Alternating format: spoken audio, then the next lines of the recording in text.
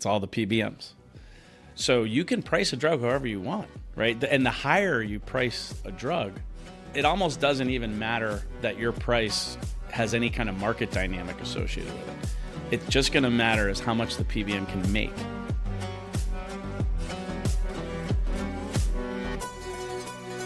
Welcome back to the Only Healthcare Podcast. Today we're going deep into a question that nearly every American has asked. Why are prescription drugs so expensive? From the moment a drug is discovered to the price you pay at the pharmacy, there's a maze of decisions, negotiations, and systems that shape that final number. Our very own co-host, Michael Navin, is a leading expert in biotech market access and commercialization strategies. And today he's going to unpack this complex landscape so that you, the listener, can better understand where your healthcare dollars are going and how policy and pharmacy benefit management, or PBM reform, can help change the system. So, Michael, welcome to our podcast once again. Thank you. And please lead us off.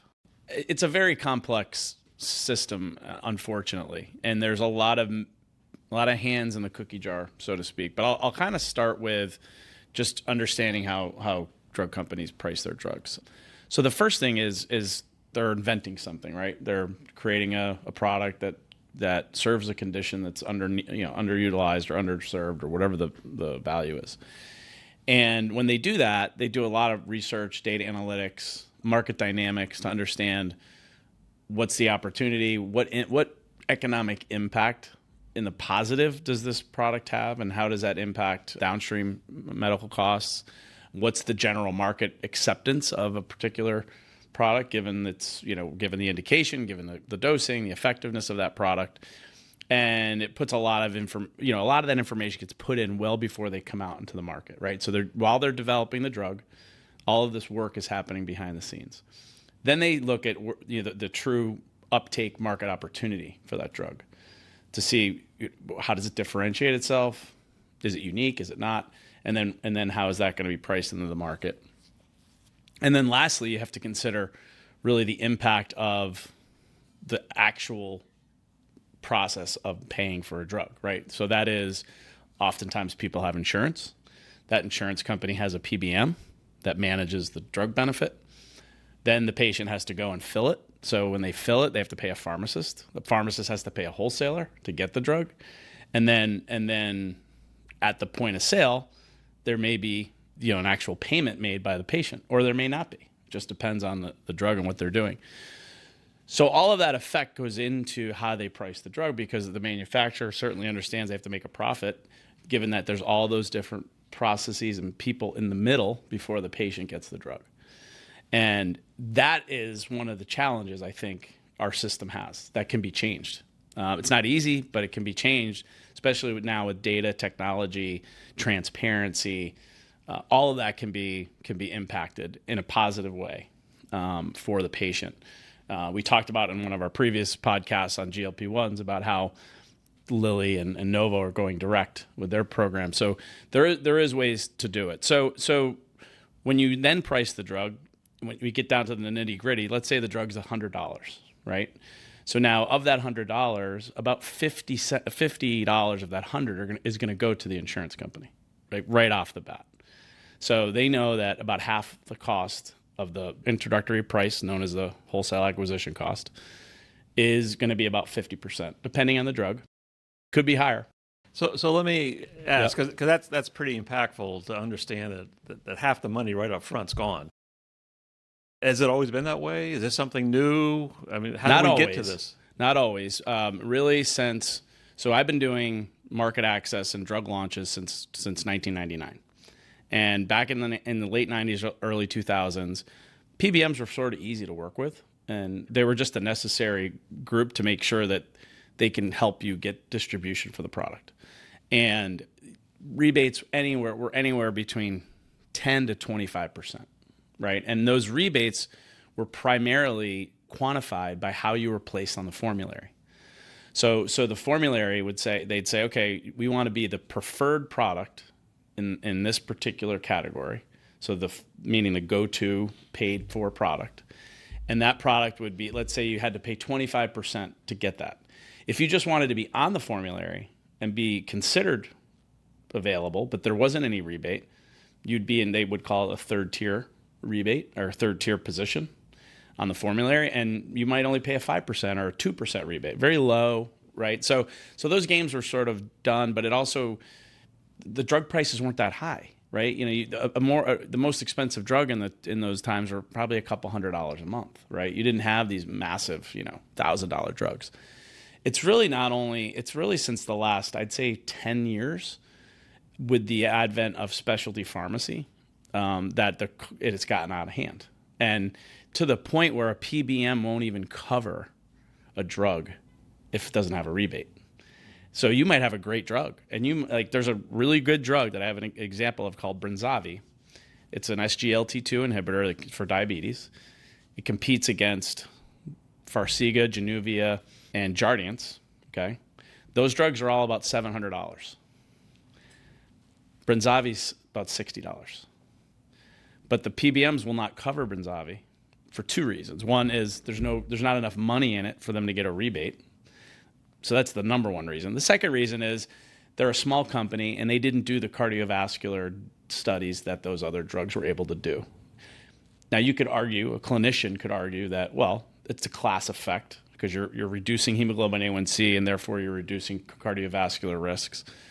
But they didn't do the study, so that's one other excuse that the PBM can use not to pay for it because they didn't do the actual cardiovascular studies. But it's just a perfect example of the problem that we have in the system. And here you got a company trying to do the right thing. They refuse to raise the price because they want to do the right thing. And that's holding them back from gaining the market share that they deserve. And in the meantime, you're still seeing these other drugs go through at $600-$700 with about a 50 to 60% rebate associated with it. So the net on those drugs is $200 to $300, right? That is actually coming back to the drug company, but $300 to $400 is going to the PBM. Right. So when we talk about price tag, what we're really talking about is what is the manufacturer list price, like a car price, correct, so to speak, and then we work off of that. Correct. So from a plan sponsor perspective, whether it's an employer or a commercial insurance company, et cetera, what price are they paying? What shows up on the claim? The highest price shows up on the claim. That's what gets paid. Then all the rebate games are played in the back. So the claim goes through. Let's use those examples. So you get a Januvia, it's $500, let's say. The claim goes through as $500. The employer pays $500, right? Then in 14 months, the PBM aggregates the rebates that were achieved, that they got paid back from the manufacturer, and then they in turn pay a rebate back to the employer. So it takes 14 months in general. Plus, they don't always get 100% of the rebate. But so there's other fees involved. There's other fees. There's all kinds of stuff going on. So unfortunately, I'm not an apologist. I worked for the drug industry for 30 years. I'm a fan of what they do. They don't always do the right thing. Sometimes they're just as guilty as the PBMs, but they're stuck and they don't have a way to work between an employer, patient direct, because you have the PBM in the middle with all kinds of penalties and issues if you work downstream against the PBM. So we talked a little bit about what is being paid by the plan sponsor. I think you alluded earlier to what's the patient paying out of pocket, and that's based on their insurance coverage and where that product fits in the formulary that the PBM is managing. So how does all this influence and ultimately affect that patient out of pocket? So ultimately, and we've run a lot of different products. We have a calculator that we use, a methodology that we use. Ultimately, depending on the price of the drug, and it can vary, obviously, the patient pays, the employer pays, and the PBM makes money and the drug company make money. But the PBM is now making more money than the drug company on these claims because of the rebate that they're demanding. So what's happening is the rebate is no longer 10, 15, 25%. It's 50, 60, 70, 80%. And if you think about the market, there's their huge drug companies, Pfizer, BMS, GSK, but then there's like 600 little ones. And the PBMs would rather just work with the big guys because they have huge portfolios, billions and billions of dollars going through. But when a little guy comes in with a single product or two products, they don't even get the same seat at the table. And in fact, they're put sort of down into the priority at a PBM, and they have to kind of beg to get in and sit down with the decision maker and get a rebate going on a product that's only a single product company. And so the leverage is still sitting with the PBM saying, we don't really need this product. And if you really want us to have it, it's 70% rebate. And so they have to mess with their pricing in order to make enough money to even get the PBM to put them on their formulary. Okay. So we're in a capitalistic society, an open market, theoretically, competition, whatever. What you're saying is, well, there's kind of competition, but there really isn't competition, and the normal market behaviors aren't really happening in healthcare like we see in other sectors of our economy. Is that what I'm hearing? No, I'd say competitive. I mean, the true competitive nature, like I think, so using GLP-1s, Lilly and Novo are in a very competitive fight, right, for market share, because Novo is the 10,000-pound gorilla, and Lilly has come in and taken a lot of that market share. So that is competitive, and what that's in turn done, especially with compounding products out there, it's gotten them to come back to the table and start reducing the cost of these products. There's also new products coming down the pike, right? So there's orals coming down the pike. There's other injectables coming down the pike that have like broader indications, like NASH indications. So no, that does make the prices come down, but you're still dealing with that middleman who's basically taking a piece of everything. So the more drugs they have that they get rebates on, the better for them. So they're just going to make them all available. They'll make them available. They're going to get high rebates. And then that's just going to be how, if they say, no, we don't want to make you available, they may have to pay more rebates. So within this distribution and this what's known in the literature as middleman effect, where does the retail pharmacy that you were talking about, as well as the wholesaler, where's that all kind of fit in, and where's that tie back to pricing that you were discussing? Yeah, so a low man on the totem pole is the pharmacy, typically, right? And you're seeing pharmacies go out of business all the time now because they just can't make any money on some of these products. So again, starting from the top, right? The drug company makes the drug. They put a whack price, wholesale acquisition cost price out there. Wholesaler buys it, and the wholesaler generates demand from their pharmacies, and the sales reps generate demand from the doctors so that the patients go to the pharmacy. So now the pharmacy buys from the wholesaler. When they stock a drug, when a wholesaler buys in a drug, they expect some discounts so that they can make a little bit of money. Then that discount doesn't necessarily get passed to the pharmacy because that's kind of their profit, right?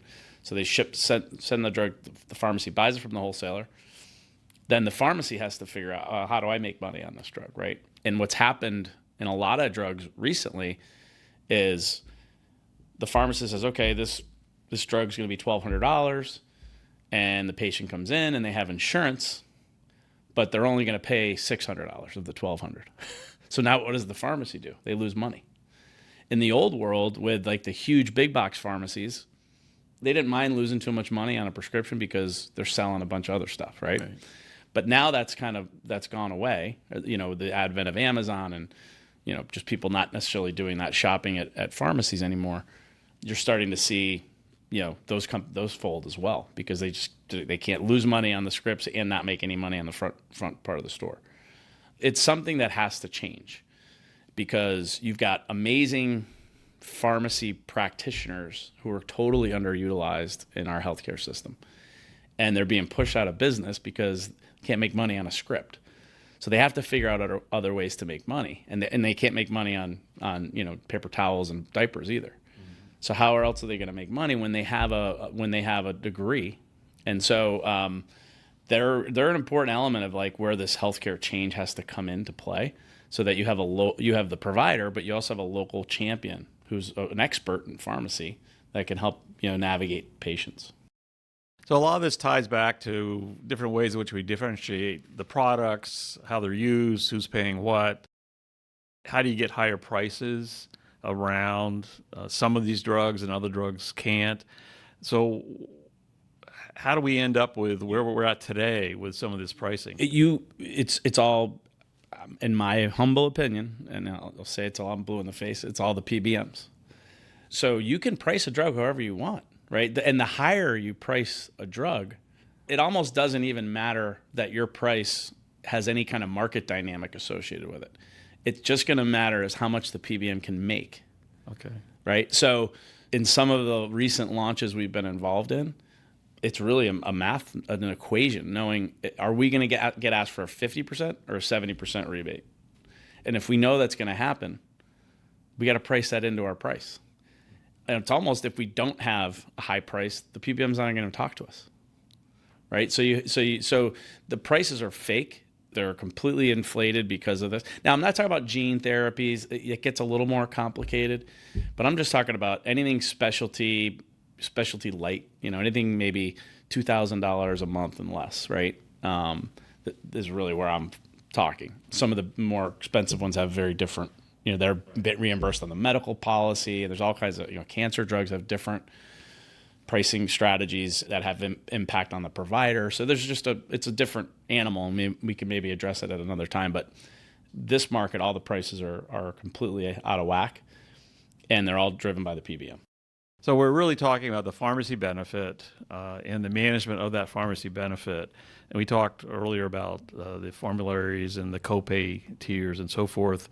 Now, there's also coinsurance in the pharmacy benefit too. Can you touch on that a little bit? Yeah. So there's in 2018, the pharmaceutical industry spent collectively $12 billion on helping patients offset their copays or coinsurance. And this is just copay assistance, right?